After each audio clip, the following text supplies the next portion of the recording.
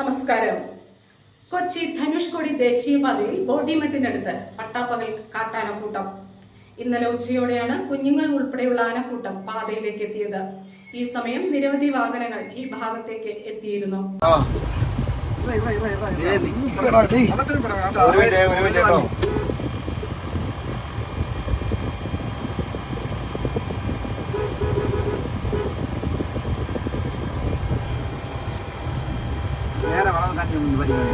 Second hold ചെയ്യണേ.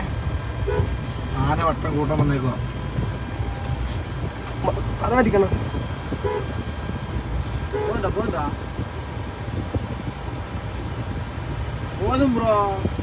ഇതിലേ പോകുന്നേ. ആനക്കൂട്ടം റോഡിലൂടെ മുന്നോട്ടെത്തിയതോടെ അങ്കലാപ്പിലായ ഡ്രൈവർമാർ വാഹനങ്ങൾ തിരിച്ചെടുത്ത് പിന്നോട്ട് നീങ്ങി. കുറച്ചു ദൂരം പാതയിലൂടെ മുന്നോട്ട് നീങ്ങിയ ആനക്കൂട്ടം താമസിയാതെ സമീപത്തെ വനമേഖലയിലേക്ക് ഇറങ്ങി. പിന്നീടാണ് ഇതുവഴി വാഹന ഗതാഗതം പുനരാരംഭിച്ചത്.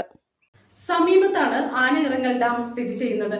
വേനൽ ശക്തിപ്പെട്ടതോടെ ആനക്കൂട്ടങ്ങൾ രാപകലന്നെ ഡാമിലേക്ക് എത്തുന്നുണ്ട്. അടുത്ത കാലത്തായി ആനക്കൂട്ടങ്ങൾ ഇതുവഴി എത്തുന്നത് സാധാരണമാണെന്നും അക്രമ സംഭവങ്ങളൊന്നും ഇതുവരെ റിപ്പോർട്ട് ചെയ്തിട്ടില്ലെന്നും നാട്ടുകാർ പറഞ്ഞു.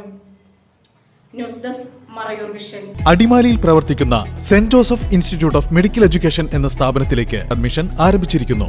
Courses BMLT, BSc dialysis technology, BWalk-in MLT, BWalk-in dialysis technology, BWalk-in radio imaging technology, BWalk-in anaesthesia technology, BWalk-in hospital administration, BWalk-in hospital sterilisation, BWalk-in pharmaceutical chemistry, DMLT diploma in dialysis technology, diploma in hospital administration, CSSD technology, DWalk-in MLT, DWalk-in dialysis technology, DWalk-in hospital administration, DWalk-in pharmaceutical chemistry, GNM എന്നീ കോഴ്സുകളിലേക്കുള്ള admission ആരംഭിച്ചിരിക്കുന്നു. +2 പാസ്സാകാത്ത കുട്ടികൾക്ക് +2 തതുല്യമായ medical കോഴ്സുകൾ. Website www.stjosephsinstituteofeducation.com.